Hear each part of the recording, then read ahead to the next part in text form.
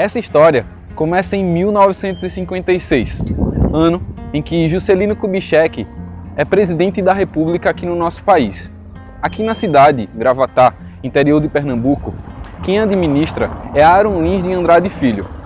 E aqui, na primeira Igreja Batista de Gravatá, quem está como pastor é o senhor Rosalino da Costa Lima, que é um reconhecido professor de português na nossa cidade na época. Agora, ele era calmo, era um pastor calmo, não gostava de confusão. E na igreja ele era muito animado, a gente fazia muita viagem para Xangrande, Ursinha. E muito respeitado também dentro de Gravatá. Quando se falava do pastor Rosalino, as pessoas tinham aquele respeito estampado no rosto. O padre da Matriz de Santana era o Monsenhor José Elias de Almeida. Ele e o pastor Rosalino eram conhecidos porque nos seus cultos e missas tem uma certa rivalidade na discussão de ideias. Havia uma discussão, entre aspas, uma discussão boa, não era de briga, não era da bíblica. Ele pregava e o padre respondia, ele respondia do padre. E a avenida ficava assim de gente nesse dia, para todo mundo ver a polêmica dos dois. O Monsenhor José Elias de Almeida era amigo do irmão José Salgado e ele também gostava muito dos evangélicos. Muitas vezes ia de batina até a sapataria do irmão Salgado e lá ficavam conversando por muito tempo sobre a Bíblia. José Salgado era diácono da primeira Igreja Batista e sempre estava pregando o evangelho no seu ponto de trabalho. Casou com a irmã Belarmina e teve 8 filhos, entre eles Lloyd Salgado e Miriam Salgado, que hoje diaconisa da Igreja Batista Betânia. Certo dia, o Monsenhor José Elias levou sua Bíblia católica para a sapataria e ficou discutindo assuntos bíblicos com o irmão Salgado. Ele disse até assim, nessa hora eu presenciei. Por mim eu tirava aquelas imagens todinha que tem na igreja e dava fim a tudo. E seu Salgado era sapateiro nas horas vagas e missionário permanente. Foi um que mais pegou o evangelho. Ele era calmo, bem sereno. E ele pregou muito evangelho a Padre Elias. E quando o Padre Elias estava na igreja católica, chamava irmão Salgado. Ele se referia aos evangélicos chamando nossos irmãos separados. Para todo mundo que chegava para consertar sapato, meu pai abria a Bíblia e pregava o evangelho, para todo mundo. Sempre vinha pastores, né, de fora e se hospedava lá em casa. Papai era hospedeiro. Meu pai sempre era aquele que ia acalmar as brigas e aconselhar.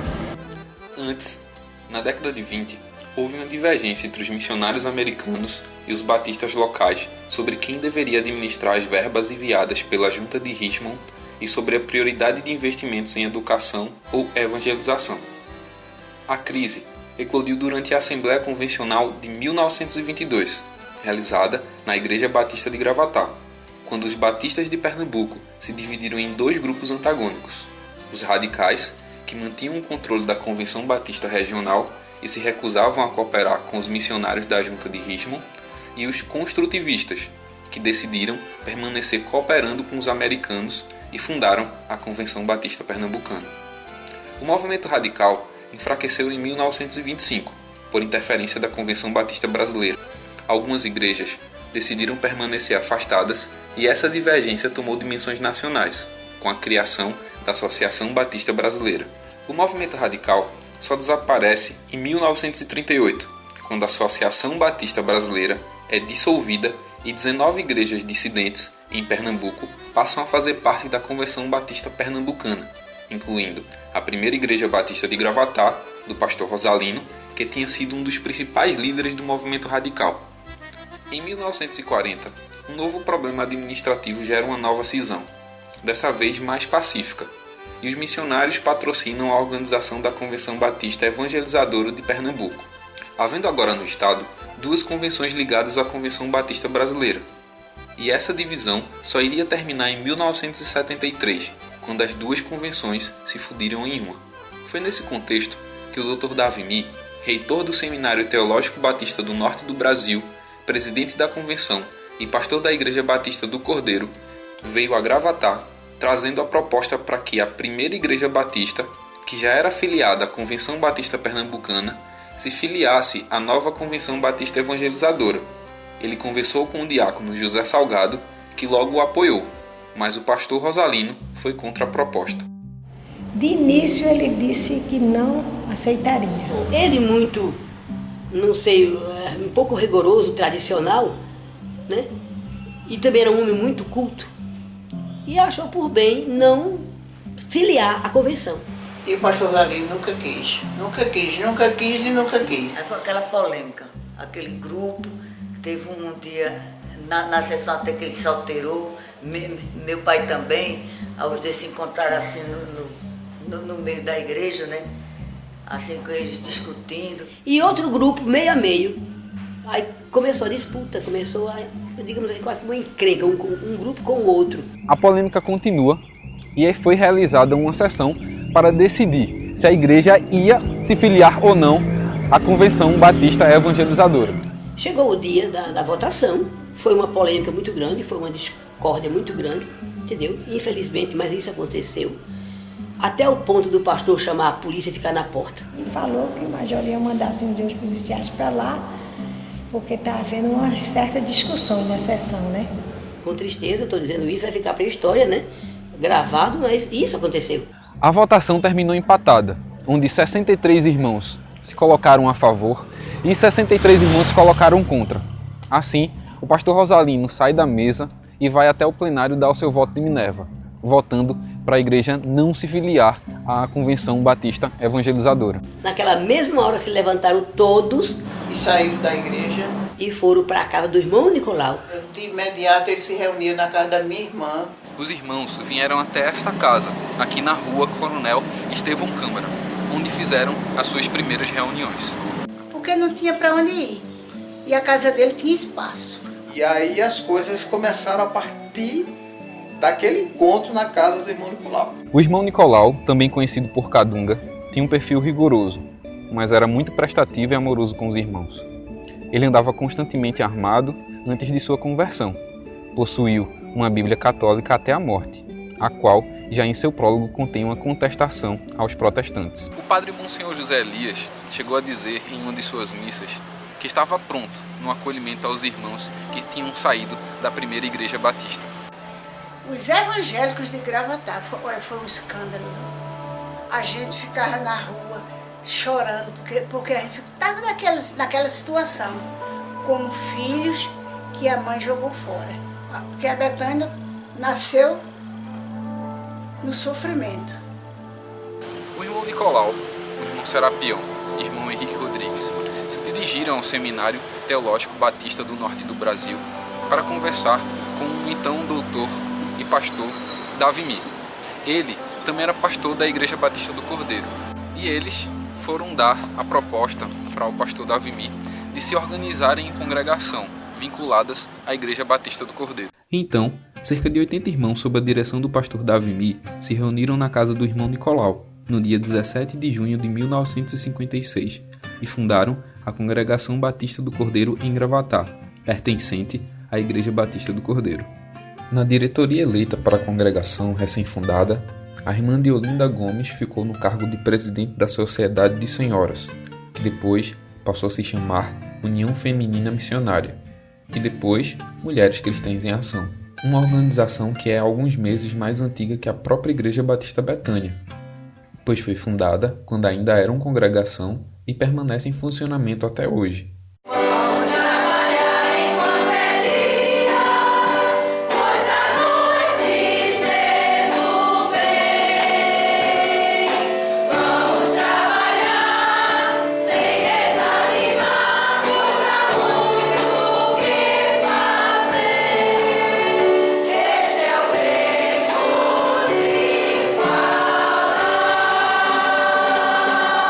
O irmão José Salgado da Silva ficou no cargo de moderador da congregação, o pastor Davimi continuou dando apoio, ordenou que a diretoria procurasse um lugar mais apropriado para a realização dos trabalhos e exortou para que todos trabalhassem sem olhar as fraquezas dos irmãos.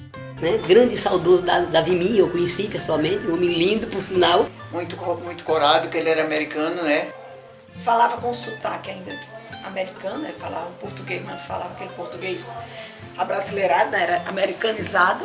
Muito ocupado, muita coisa, né? Que o pastor Davi era a sumidade, as igrejas grandes que ele era pastor, o seminário. Muito carinho ele tinha por a gente. Davi foi reitor do seminário por 35 anos e pastor da Igreja Batista do Cordeiro por 31 anos. Ele também foi presidente da Convenção Batista Brasileira e, nas férias, ensinava em seminários nos Estados Unidos. Ele nasceu em Michigan, Estados Unidos, em 1919. Seus pais vieram ao Brasil como missionários da Junta de Richmond. Davi estudou no Colégio Americano Batista, no Recife. Pregava desde os 8 anos e acompanhava os pais nas viagens pelo interior de Alagoas, tocando hinos no órgão portátil. Voltou aos Estados Unidos, onde se formou bacharel em letras, em música e depois cursou teologia, ingressando posteriormente no mestrado e doutorado. Voltou ao Brasil, atuou como missionário por 3 anos em Sergipe, depois tornou-se professor de seminário.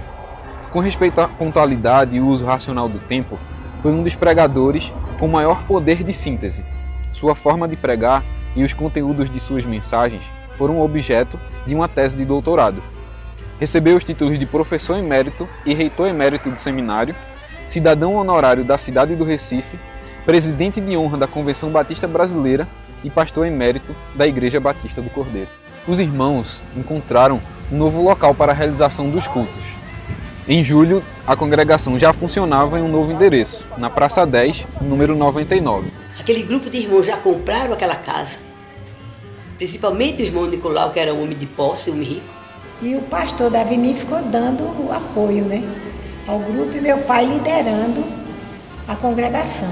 Mas a gente tinha tanto amor ali dentro, a gente trabalhou com tanto amor, porque a gente viu a igreja assim, como é que se diz, uma igreja animada naquela época. Era pelos sítios, era pelos agrejos, como eu já falei, pelo sertão, por aí afora. Pensa que começo de igreja animada. Porque a gente, naquela época, a gente orava, viu? A juventude, os adolescentes, a gente orava. E tinha um coral muito lindo, mas pense o coral. Era uma animação, à noite tinha congregação nas casas, chamava-se congregação. A congregação é na casa do irmão fulano, da irmã fulana. Mas a gente tinha tanto, chega a sentir aquele desejo de anoitecer para a gente ir para os cursos. E quando a igreja se espalhou para todo canto que havia, providência sim por mão de Deus chegou a Antioquia, precisando de um pastor de almas, mesmo de um pastor de homens, foram procurar aquele que qualificou. Era o seu nome Barnabé, natural de Chipre, também chamado de José das Consolações, homem bom e piedoso, cheio de fervor e fé, homem de Deus.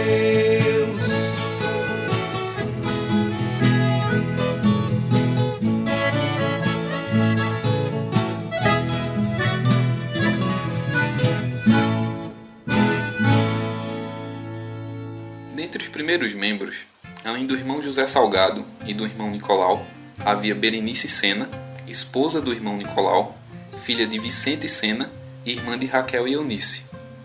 Berenice declamava poemas na igreja e ficou no cargo de secretária. Suas assinaturas aparecem nas atas das primeiras reuniões. Sua irmã Raquel era organista e foi professora de crianças na escola bíblica dominical. Seu Lula, da Cerâmica Gravatá, que pregou o evangelho ao avô da irmã Olga, era pai da irmã Evangelina Gonçalves de Barros Dias, conhecida como Dona Vanju, que foi segunda secretária e professora da classe de senhoras da EBD. Entre os filhos de Dona Vanju, tinha Vilma, que foi professora de juniores, e Vânia, que regia o coral. Tinha o irmão Sebastião e sua esposa Amara.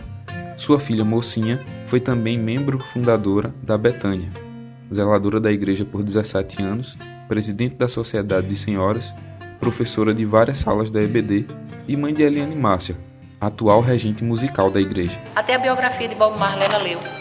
porque ela disse que não podia falar de algo que ela não conhecesse. Então ela leu o livro dos Mormons, o Testemunho de Jeová, porque ela dizia, quando alguém vier falar alguma coisa, eu vou ter um respaldo para dizer assim, não, você está errado nisso, nisso e nisso. A irmã Mocinha era quem me passava todo o histórico dos pastores que passaram pela igreja. O irmão Luiz Lins Alfaiate, que trabalhava muito com os jovens. Henrique Rodrigues, genro do pastor Rosalino, trabalhava com música na igreja. Severino Gomes, pai de Marta e de José Gomes, e Juraci, que foi professora de crianças. A irmã Deolinda, que tinha uma sapataria, Juvenal Serapião, que era diácono, a sua esposa Maria Viana, que era parteira, e foi professora da classe de moças, na escola bíblica dominical. A irmã Valdeci da Veiga Pessoa, professora de juniores, e esposa do Dr. Paulo da Veiga Pessoa, que depois se tornou prefeito da cidade. Severino Melo e Severina Melo, pais de Irene Melo, e outros nomes, como Vanildo Vasconcelos, Maria José, José Albino Marques, João Florencio de Medeiros, que tinha uma livraria, e a irmã Constância, membro fundadora da Betânia, que hoje está no abrigo de idosos. E quando enfim chegar a hora em que a morte enfrentarei sem medo, então terei vitória, verei a glória do meu Jesus que vivo está. A irmã Valdeci foi até Israel e trouxe uma fotografia do Rio Jordão. E a irmã Vanju, grande mulher de Deus, pintou, reproduziu no batistério as palmeiras e as árvores do Rio Jordão. De lá, não criou um rio, foi realmente a pintura do Rio Jordão, em Israel. Praticamente todos os jovens em liderança saíram da primeira igreja batista e vieram para a congregação batista do Cordeiro, em Gravatá. E o pastor Rosalino levou muita gente a se batizar, porque na igreja só ficou as pessoas mais velhas. Todos saíram, liderança jovem, os mais jovens, aquela força da igreja saiu. Era uma igreja conhecida, como se fosse igreja... Naquela época não se tratava assim, idosos, de velhos, só era velhos. Eu vou ficar aqui não, vou para Betânia. Mas é que os gatos vai pingar daqui. Só era o irmão Camilo, aquelas pessoas idosas que ficaram, o irmão Florentino, que ele chamava com ele, o irmão Flor. Olha, misericórdia, era aquilo morto mesmo. Não tinha como a gente viver ali não. No dia 12 de setembro, uma quarta-feira à noite, teve início mais uma sessão administrativa sob direção do pastor Davimi. Nessa noite foi deliberada por unanimidade que a congregação deveria se tornar igreja e que esta seria filiada à Convenção Batista Evangelizadora. Também deliberaram sobre a efetivação dos irmãos Juvenal Serapião e José Salgado como diáconos, e foram apresentadas várias sugestões para o nome da igreja: Igreja Evangelizadora Batista, Igreja Batista do Nordeste, Igreja Batista 26 de Setembro e Igreja Batista Nova Jerusalém, e a sugestão do pastor Davimi, Igreja Batista Betânia. Ele opinou que a igreja chamasse Batista Betânia, dizendo que Betânia significa casa onde se reúnem os amigos de Jesus.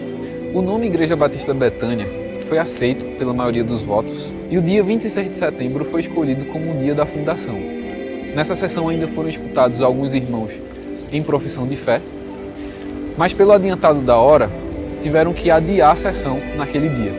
No domingo seguinte à tarde, a sessão foi retomada, continuando com as profissões de fé, e depois foi decidido que a congregação ajudaria uma irmã, com 5 cruzeiros por semana devido ao seu estado de pobreza. Chega então o dia da fundação da Igreja Batista Betânia, 26 de setembro de 1956, uma quarta-feira à noite.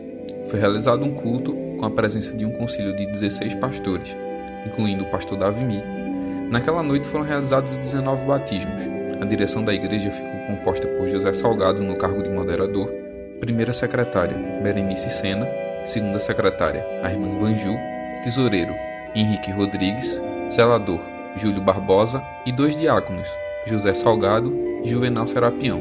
E como pastor assumiu o Dr. Davimi, se tornando o primeiro pastor da Igreja Batista Betânia.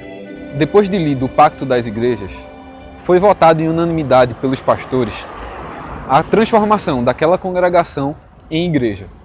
E assim foi entoado o primeiro hino, número 456, o Estandarte. O estandarte desta igreja, levantemos sem temor. Ela é muito amada, esposa do bendito Salvador. É Jesus o comandante, verdadeiro que a conduz. Somos nós os seus soldados, dessa igreja de Jesus, resolutos a avançar, trabalhando por Jesus, o estandarte levantar, espalhando a sua luz. Então, o que existia de líder naquela época dos batistas em Pernambuco veio para Gravatar naquele momento. Aí eu digo, é como se fosse o pontapé inicial da nossa igreja. Ela já nasceu grande, né? Ela não pode ser pequena, ela tem que continuar grande. A igreja em si, entendeu, amados? A igreja em si era poderosa. A liderança da época foi primordial para que a igreja ali nascesse já forte, porque a liderança era forte. E interessante é que todos os departamentos da igreja, ao ser organizadas, já funcionavam normalmente. E hoje, 60 anos depois, o que diria Davimi se visse essa igreja linda assim?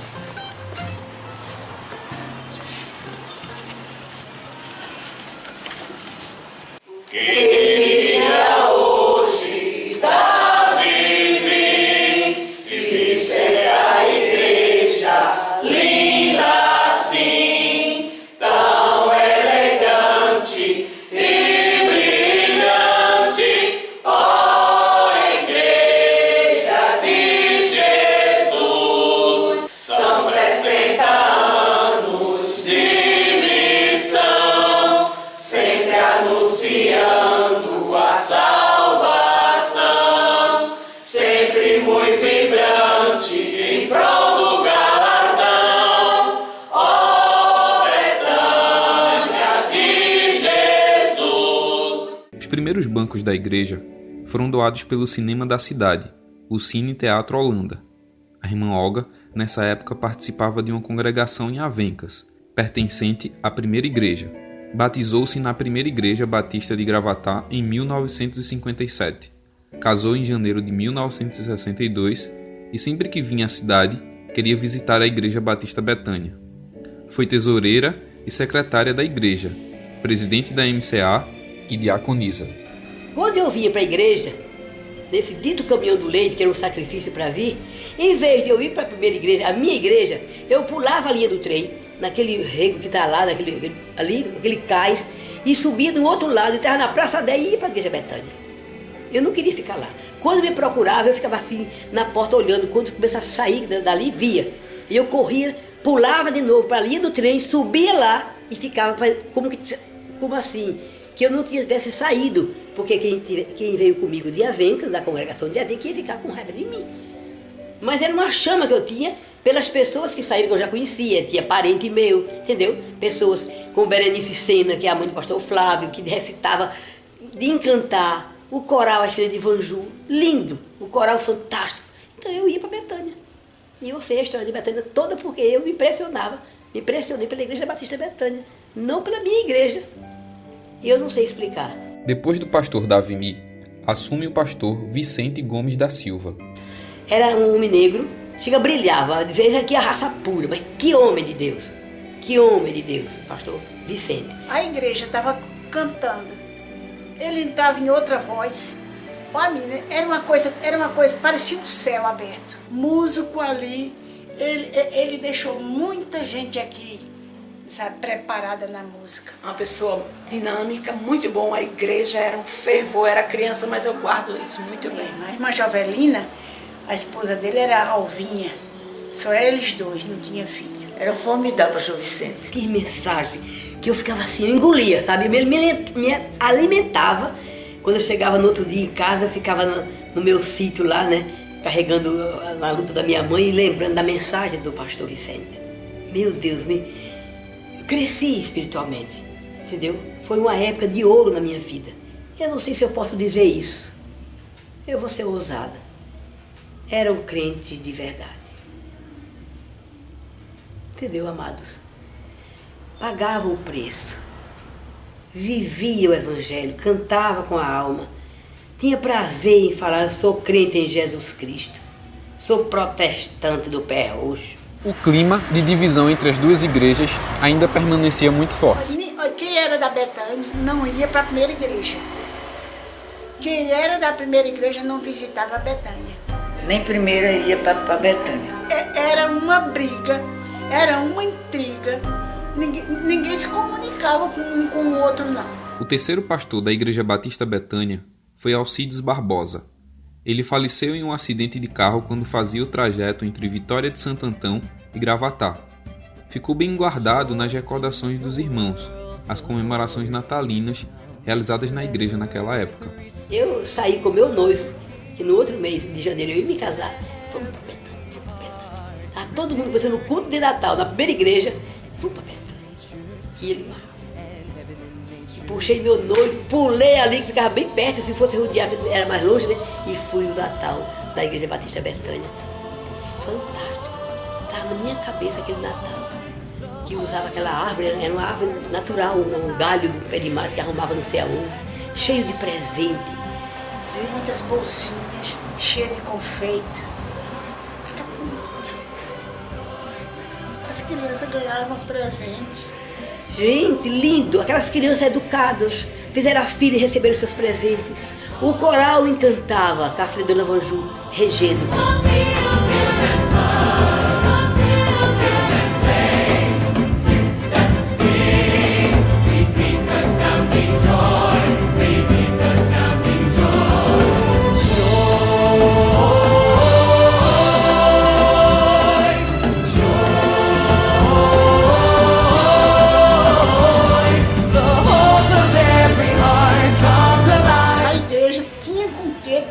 Presente às crianças na festa de Natal. Aquela obra bonita piscando, sabe? E a gente ficava de longe, ficar sentado nas bancas, achando aquilo lindo, lindo mesmo. E muitas vezes a gente dizia, graças a Deus que nós estamos acomodados, e nós temos aonde sentar. Eu lembro a roupa de Vilma e de Vânia, e tão lindo que foi aquele Natal. Assume o quarto pastor da igreja, Eucias Raposo da Câmara. Ele era assim, já idoso, gordinho, bem branquinho, mas manso. Foi a pessoa mais mansa que eu vi na minha vida, foi o pastor Eucias Câmara. Era aquela voz suave, quase que ninguém ouvia, mas pense que a igreja, como era que a igreja cresceu com aquele homem. Eu me encantava, era a esposa dele tocando a sanfona, né? Ai, gente, aquele hino bonito tocado, eu corria pra lá pra ver. Uma vez eu falei para ele, eu disse, mas pastor, eu acho tão bonito quando o senhor entra na igreja. Ele disse, irmão, por quê? Eu digo, o senhor é tão maneiro, suave, porque a casa do Senhor, irmã, tem que se ter respeito para entrar e para sair. Tinha Dona Lígia que tocava e tinha Miriam. E aquela senhora tocando, a gente no sítio Matuto, né? Quando eu vi uma pessoa tocando uma sanfona e os hinos, eu me encantava, eu corria para ver ela tocar.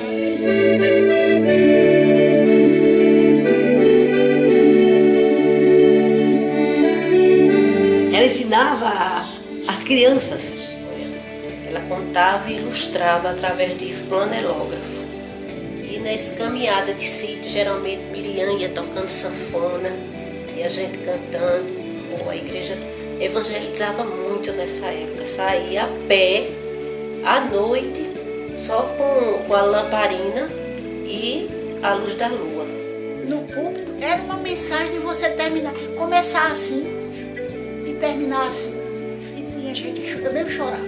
Eu era jovem ainda naquele tempo, mas eu já casada assim, mas eu chorava com as mensagens dele. Durante o seu pastorado, a igreja comprou o imóvel da rua Vereador Elias Torres e a igreja mudou-se para o seu atual endereço.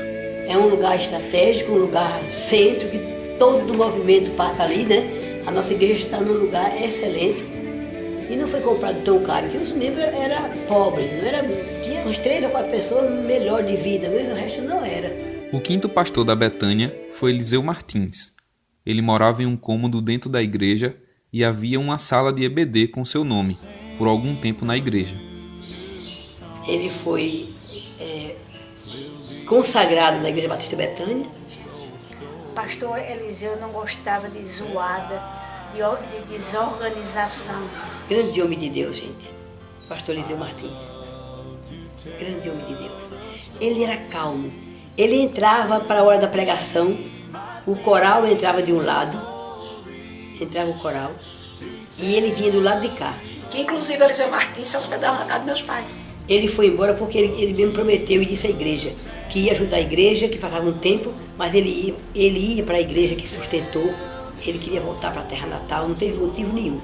Foi livre de espontânea vontade porque ele queria ir para a sua cidade do Maranhão. Mas não houve motivo, ninguém queria que ele fosse embora. Quando ele foi embora foi um choro tremendo, foi, meu pai, foi tremendo. Até hoje, pela igreja, acho que ele estaria aqui, pastor Eliseu Martins.